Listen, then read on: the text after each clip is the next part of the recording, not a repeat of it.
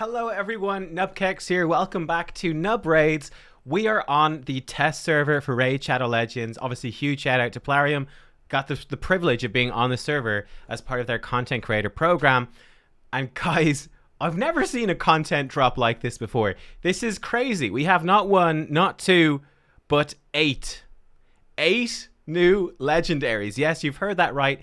8 new legendary champions in the upcoming patch, and I'm going to be showing you all of them today and giving you my initial impressions, my reaction to these champions, and basically I'm going to rank them on a scale of 1 to 10 for how hyped I am for their release. We're jumping in first of all in the Lizardmen. We've got nothing new in these first 5 factions. Lizardmen though, new Lizardmen. So number 1, that's a win. More lizards is great. First up, Nekmothar, support Spirit Affinity champion for the Lizard faction. Looking pretty cool. He's got a sort of sacrificial ritual dagger. He's got some sort of potion on his shoulder there. And he's got this massive bat. What is he doing with this massive bat? He's going to be smacking people around. But then the coolest part about him visually has got to be these freaky, I don't even know what you call them, these back appendages. Creepy little tentacle arms. I don't even know what those are. But they're spooky and they're awesome. Let's check out his kit. Let's see what he can do. A1, AoE attack. 40% chance to place decreased attack for 2 turns. 75% chance, though, against targets under debuffs. So AoE A1, that's pretty awesome. With a good chance, potentially extremely good chance of decreased attack. A2, AoE attack. 4 turn cooldown bucks to 3 turns. Bucks to 100% chance of placing a 30% decreased speed debuff and a leech debuff for 2 turns.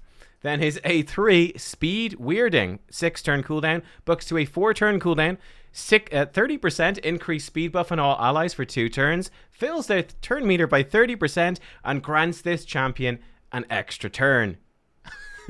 Rune of Haste, his passive, fills this champion's turn meter by 5% each time a debuff on an enemy is removed, transferred, or expires, and he also brings in a 19% ally speed in all battles. Aura. Base stats, he's got decent base speed, 104, not crazy, but it's decent, just solid stats across the board. How am I feeling about Nekmothar? What do you guys think as well? For me, this guy's a 10 out of 10 hype for me. I'm super hyped for this guy. Very excited to actually dive in and test him out. I've got very high expectations. I'm looking at him, and you think about some of the best champions for Hydra. Good speed champions, good speed manipulators are rare. There's not that many of them. Not that many. And you think about how strong Lady Kimmy is for Hydra. I'm thinking Nekmothar might end up being better than Lady Kimmy for Hydra. Yeah, for real. So he brings obviously 4 turn cooldown, increased speed, 30% turn meter fill. Compared to Kimmy, you lose the increased accuracy, but gain a bit more turn meter. Then it's the fact it gives him an extra turn, makes this actually a 3 turn cooldown. And it's not going to clash with his other things. So turn 1, he's going to come in, increase speed, turn meter boost, AoE decrease speed and leech on everyone. Then he'll have 2 turns of Steel Melt Acid doing AoE decrease attack, and then back into these 2 moves in the same turn, thanks to that extra turn mechanic. I think that's just bananas. I think it's so strong. And then he himself is putting out 3 different debuffs. He's going to get a whole bunch of turn meter as those are removed or expire. And yeah, likewise, any other debuff on your team. This guy, to me, like I said, I'm 10 out of 10 hype for him for Hydra. 10 out of 10. This guy looks insane. Yeah, just filling a gap, which we have with those speed manipulators. He looks to be not only another speed manipulator to bring in, but possibly the best one. Very hyped to check him out. Next up then, Skinwalkers. A Skinwalker legendary. That's right. We've got Ragash, a defense-based Spirit Affinity legendary. This guy, I mean, he's kind of like Shredder crossed with Shere Khan or something. Badass. Tiger legendary. Awesome. Love more Skinwalkers. You got to get an extra point for that just alone. Let's check him out then. Tiger's Great Claws is A1. Double hitter. Gives himself increased defense for 2 turns. Just straight up. Whenever he A1s, he gets increased defense. Gonna work well with like revenge accessories or counterattack buffs, ally attack, that sort of thing.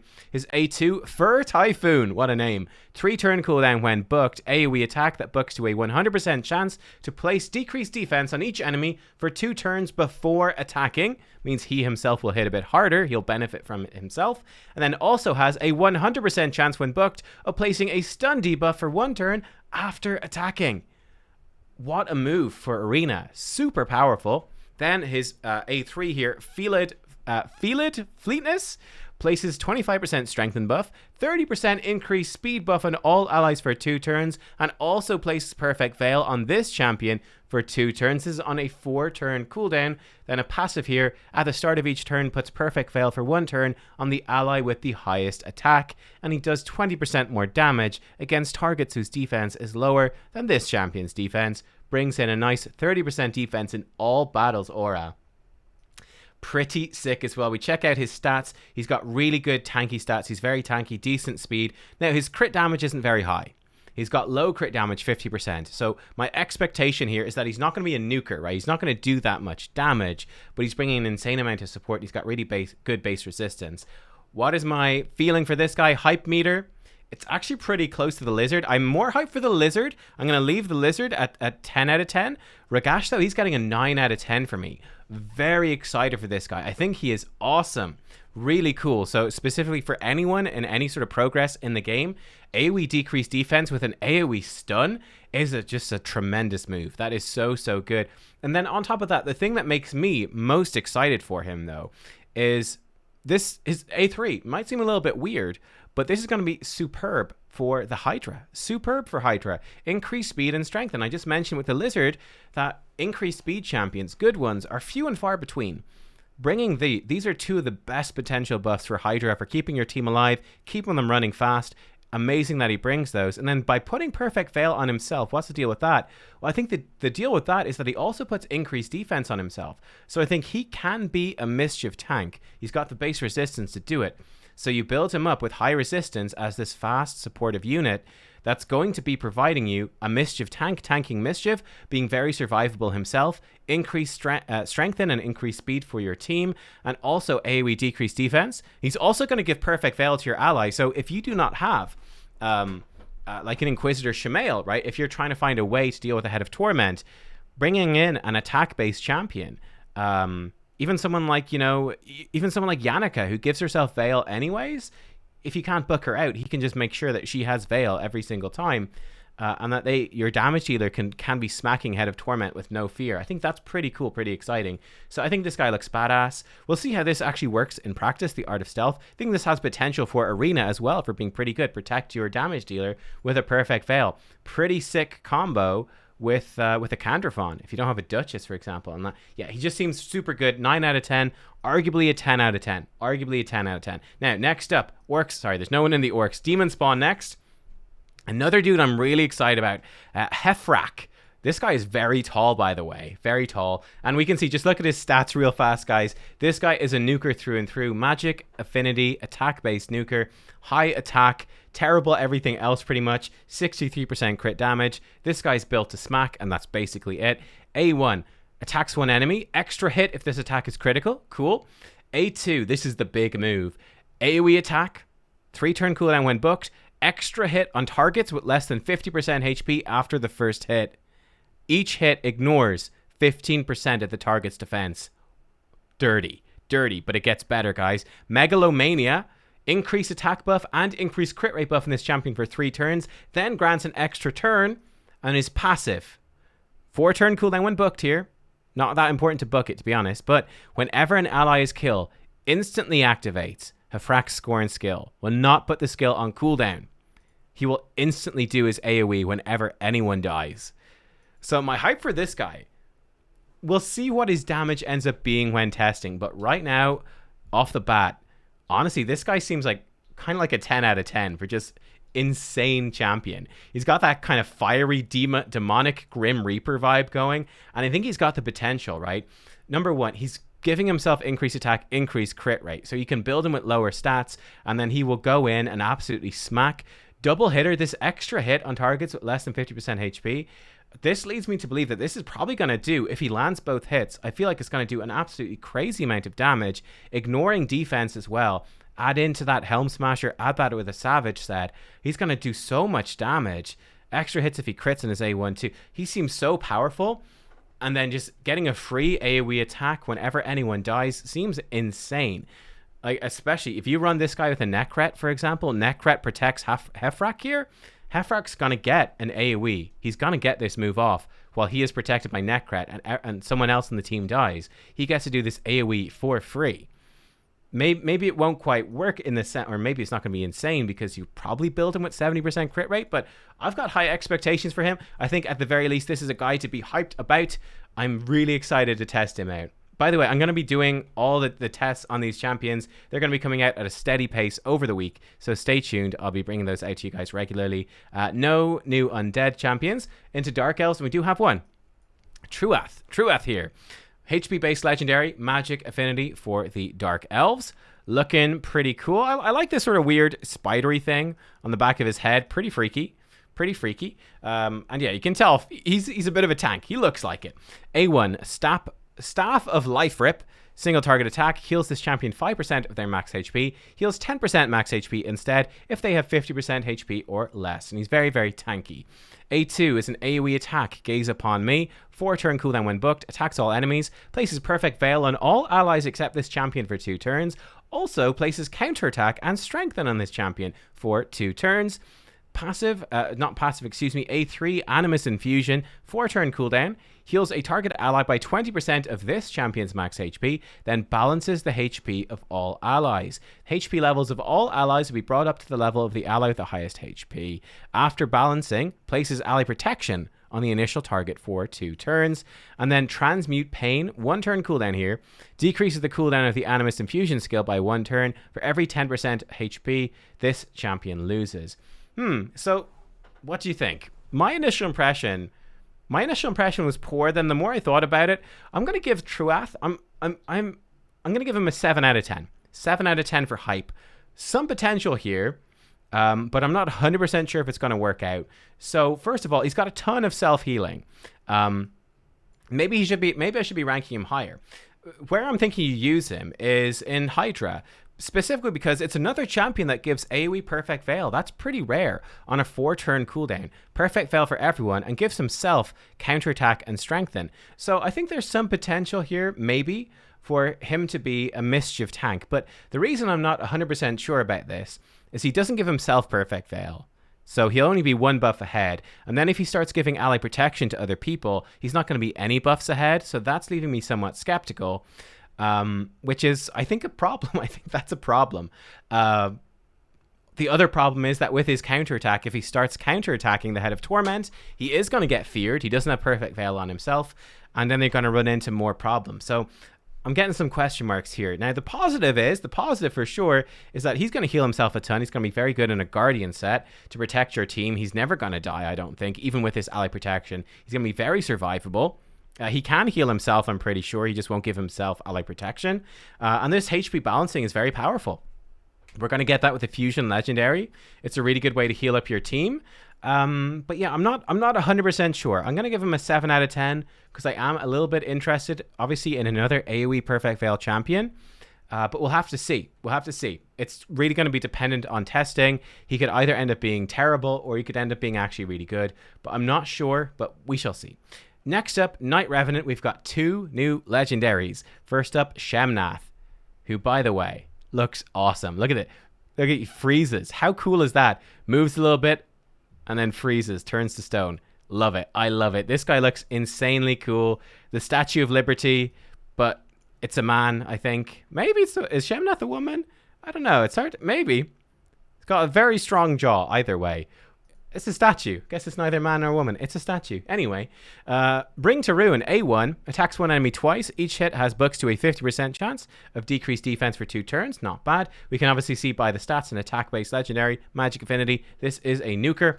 A2, Caryatid's Curse, 5-turn cooldown. Books to a 3-turn cooldown. A lot of text here. Number 1, transfers all debuffs from this champion to a target enemy, then attacks that enemy 3 times. First hit, increased duration of all debuffs on the target by 1 turn. Second hit, decreased duration of all buffs on the target by 1 turn. Third hit, increase the duration of all buffs on this champion by 1 turn. Humbled and Broken, the A3. 3-turn cooldown when booked, attacks all enemies 2 times. First hit removes all buffs. Second hit ignores 20% of the target's defense against targets that have no active buffs. Actually a pretty cool A3. And then I think the passive is important here. Mana Seeker. Increase this champion's accuracy by 10 for each buff on the enemy. And this champion's crit damage by 5% for each debuff on the enemy. Stacks up to 100%. So I'm really not sure what to think about Shamnath, to be honest. My hype for Shamnath, I'm actually going to put it on only something like a 4 out of 10, because I'm really unsure about how good Shamnath's going to be. I do think there is some potential, but I'm not sure. Now, the chance for... First of all, we're probably going to have to build Shamnath with decent accuracy. Yes, you get some accuracy from this passive. It's going to help you. But for this to actually work, they need to have buffs on them already. It's a little bit awkward. Do you want his... You kind of want his other stuff or her other stuff just to work by default. So I don't know. It's a little bit clunky in terms of that. It's a weird condition. That's a tricky condition. Now, I do... Very squishy champion as well. So like in a go second team, I'm not really sure how that would work either. Like in arena, it's obviously cool to have the buff removal and then hitting extra hard against targets with no active buffs. That's pretty cool. But getting enough accuracy to do it's going to be rare. Like if you're going first, they might have shields or like stone skin or immunity. They might have one buff. It's not a whole lot. So I'm kind of skeptical. Maybe he hits really hard. We'll have to see how hard he hits.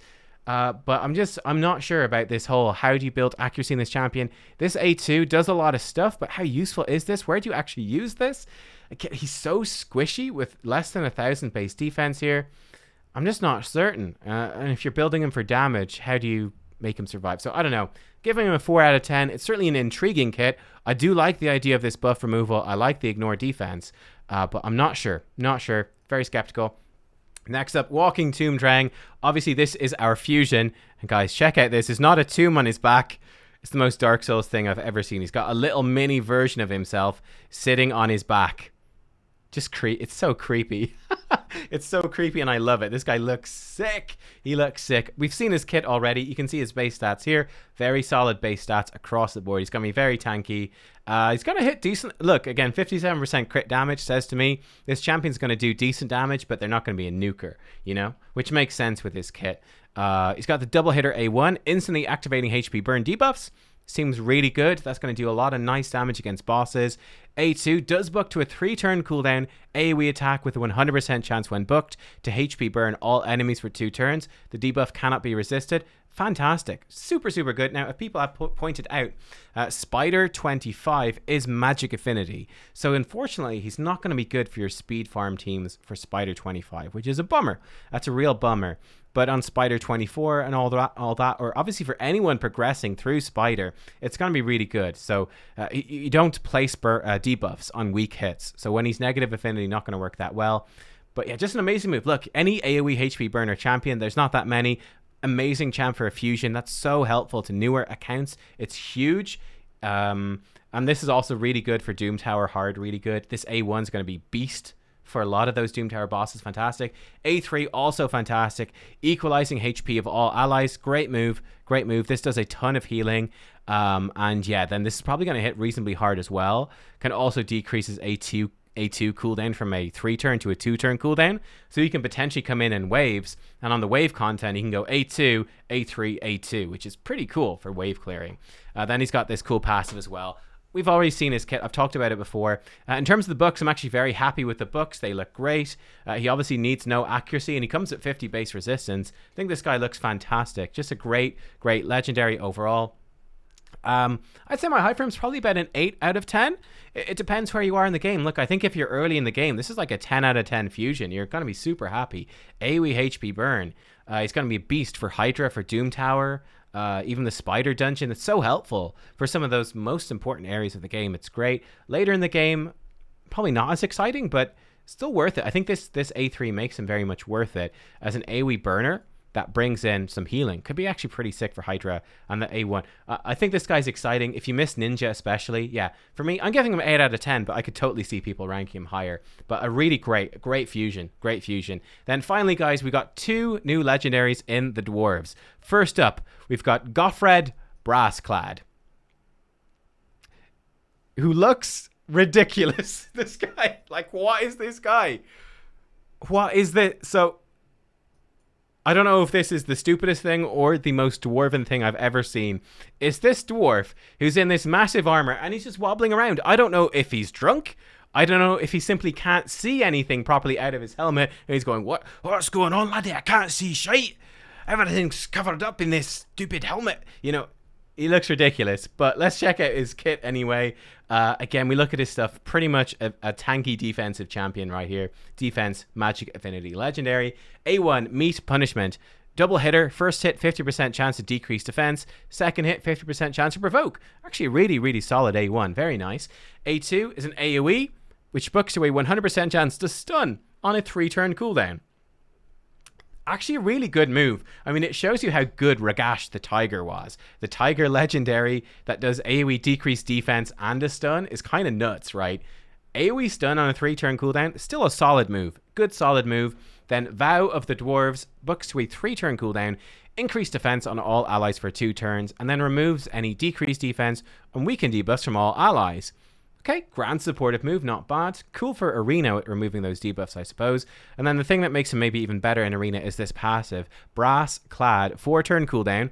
Whenever an ally is attacked while under block damage buff placed by this champion, has a 100% chance of placing a stun debuff on the attacker for 1 turn. I don't think the passive has a cooldown, but the active effect should. If an ally is about to get killed by a fatal hit, blocks incoming damage, and places block damage buff on them for 1 turn. This is a 4-turn cooldown.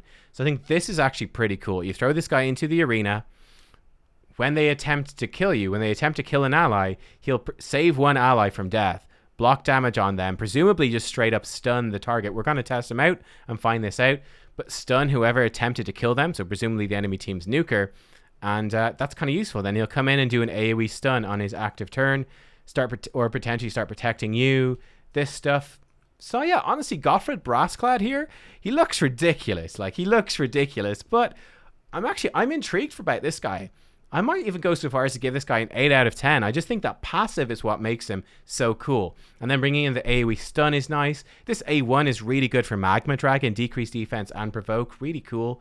Not the best chances for these, but it's a decent move, not terrible. And the increased defense, removing those. You know, I think he's intriguing. He's intriguing. It's really the passive that brings him together. So yeah, maybe 7 or 8 out of 10. I'm excited to see what this guy can do. Could be a cool one. Could be pretty cool. Then finally, we've got Kira the Watcher. And I actually really love the design of this champion. I think visually, she's super cool. This is like, you know, badass female dwarf done 10 out of 10 in terms of looks. Like, she looks awesome. She looks so cool. Check out her kit then. Falling Star Crusher A1. Single target attack. 70% chance to place decrease attack. A2 is an AoE, Smashing Spree. 3-turn cooldown when booked. Books to a 100% chance of decreasing the duration of all enemy buffs by 1 turn. And has a 100% chance when booked of placing decreased accuracy for 2 turns. Her passive, Coordinated Defense. 3-turn cooldown when booked. Ally protection on all allies except this champion for 2 turns, and puts 60% increased defense buff on all allies for 2 turns. Then she has a passive, Besieger's Bane. Whenever an ally is attacked while under ally protection, puts a decreased attack debuff on the attacker for 1 turn. So, I don't know. For me, I'm not that excited about her, to be honest. She's like probably only a 3 out of 10. I'm really not that excited. She's a champion for keeping your team alive, really. Like, decreased attack, ally protection, increased defense. It's a decent move. I feel like Versa of the Grim is maybe a bit more useful. Like, she brings very consistent decreased attack. I think she's going to be good in killable clan boss teams. But again, this is why it's 3 out of 10 for me. Like, we just had the fusion for Helikath, who basically easily makes every team unkillable. So I'm not too convinced by her. Then the AoE decrease accuracy. Where is that actually useful? Like, I guess it's decent for Hydra, but like, she'll help keep your team alive. For Hydra, I guess she'll be very consistent at decrease attack, but she doesn't seem to be bringing enough. I don't know. I'm very skeptical as to whether or not that's going to be worth it. Seems like overkill to me. So I'm not too hyped about her, but I don't know. Maybe I'm wrong. Maybe you guys are really loving this, you know, really defensive champion. She looks cool, but I'm not super feeling it. So there you go, guys. Those are the 8 legendaries. Let me know which ones were your favorite. Nekmothar from the Lizardmen. What about Ragash from the Skinwalkers? In the Demon Spawn, Hefrack, the demonic Grim Reaper. In the Dark Elves, Truath, the weird spidery person. We got Shamnath, the Statue of Liberty, and Drang, the fusion champion from the Night Revenant faction. And then we have Goth Red and Kira from the Dwarves. Who's your favorite? Who's your least favorite? What do you think overall? Obviously, stay tuned on the channel. Make sure to like, make sure to subscribe, stick around. I'm going to be covering every single one of these champions over the coming days. I might try to do one, maybe two a day. We'll see. I'm thinking as I'm recording this, I'll do one a day, but we'll see. We'll see. Stay tuned today. I'm recording this at the weekend, but should be going live on Tuesday. And I'm going to have a showcase of Walking Tombrang coming out pretty much directly after this video. So stay tuned for that. Thank you all for watching. I hope you enjoyed. I'll see you all next time. Bye-bye.